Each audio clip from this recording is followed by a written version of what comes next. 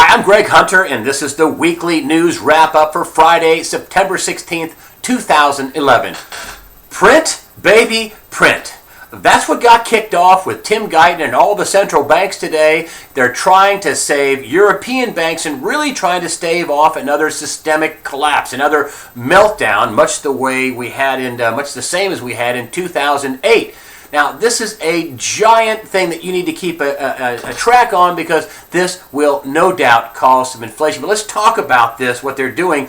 The central banks have all gotten together and having a coordinated effort to basically flood the European banks and the EU with money, printed money. And listen, now the Bank of England's involved, Japan, Swiss, ECB, but the big dog in all this is the United States, the Federal Reserve, because that's the world's reserve currency. They're going to print trillions of dollars, just the U.S. is, to stave off a possible coming collapse. The last time this happened, we had a Lehman-style event. It was Lehman Brothers that kicked it off. The system's sour and insolvent anyway. Lehman just kicked it over the edge. But the last time this happened, the Federal Reserve printed $16 trillion. Loan, printed, created, shoved out there into the system to basically stave off a collapse. It kind of worked, but they didn't fix anything. They didn't fix the phony accounting in the banks. They didn't make the banks more transparent. They didn't fix the over-the-counter derivatives that are in the tens of trillions of dollars. Credit default swaps, mortgage-backed securities, interest rate swaps. All that stuff is totally non-transparent and totally unregulated. And now we have a new crisis because nothing was fixed the last time. How much will they print? Trillions of dollars. But we won't be able to find out how many trillions of dollars they printed because the last time Senator Bernie Sanders stuck in the FinReg bill that, the GAO is going to audit the Fed and see what happened in this meltdown. Well, they're trying to stave off a new meltdown. The IMF chief, Christine Lagarde, says that, we've entered a dangerous new phase. You betcha we've entered a dangerous new phase because I think the crisis, what gets better when you don't fix it? You just let it kick the can down the road. Nothing. And so I think the crisis is even worse now. And one thing's for sure, what you're going to see and what you have been seeing is pretty significant inflation. New inflation numbers out, and if you look at the core rate, the Federal Reserve's core rate, it's around 2% now, almost 2%. And it just goes from screen left to screen right, straight up. The CPIU, the overall rate, the official rate, is 3.8%. That's jumped up a couple of tenths of a percent from last year. Also, if you take inflation and you compute it the way Bureau of Labor Statistics did it back in 1980, the true inflation rate would be 11.4% according to shadowstats.com. So, listen, I guess they're going to be able to kick the can down the road.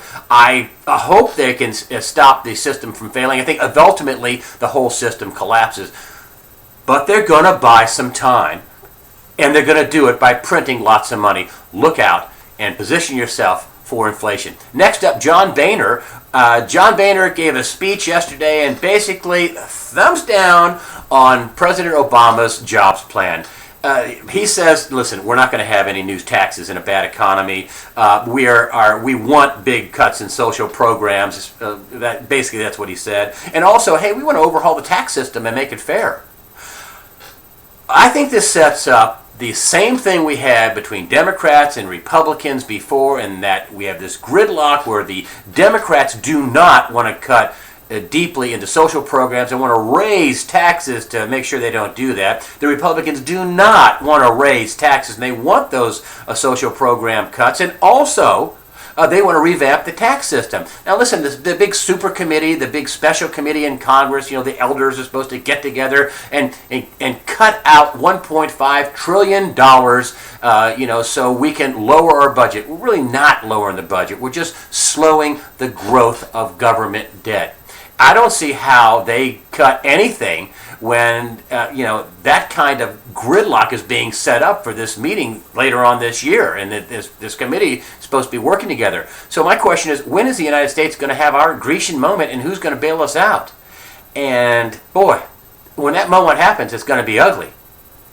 Next up in the recovery. What recovery? They're sending out more default notices. The banks are. They're going to be up about 33%. So they're going to be more and more houses foreclosed on. The banks need the money. They're going to foreclose on people who aren't paying. And boy, with interest rates at near historic lows, somewhere 30-year money at below 4.5%, and you're still having these big increases and delinquencies and foreclosures.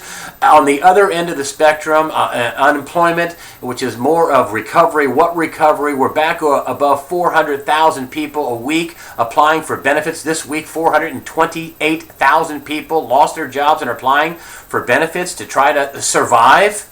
That is just not good for the economy. Things don't look good at all. And back to the banks.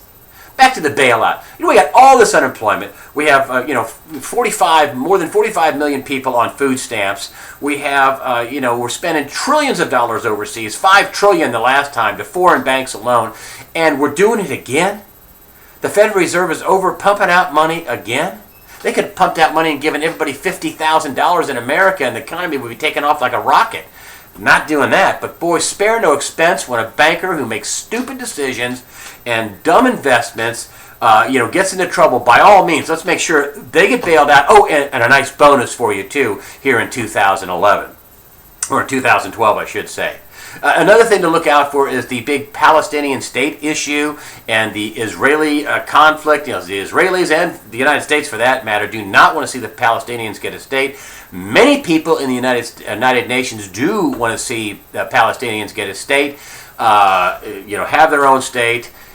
They're going to be addressing, both Palestinians and Israelis going to be addressing the United Nations next week. Look for that to be a hot topic issue. Also, there's also rumors about Israel making a preemptive strike against Iran's nuclear facilities. Listen, the Middle East and Israel, Palestine, Iran is the wild card of wild cards that's out there that could touch off a really wide war in a very short amount of time. And finally, UBS and the rogue trader. UBS, they lost $2 billion, and just one guy, a rogue trader, supposedly did this. And, the question is, who is doing the supervising? How can somebody lose 2,000 million, that's $2 billion, and there's no supervision? Nobody supervises somebody who has their hands on up to $2 trillion of leverage. Nobody knows what's going on. It's just a rogue guy that kind of just walked in, sat down at a desk and a telephone and started trading. Please. If he would have made $2 billion, this guy would have been hailed as a hero, and he would have gotten a $100 million bonus. But instead, he lost $2 billion. He becomes a rogue trader. Kind of embarrassing for UBS. Well, that's where I see it. I'm Greg Hunter. Thank you for supporting USAWatchdog.com.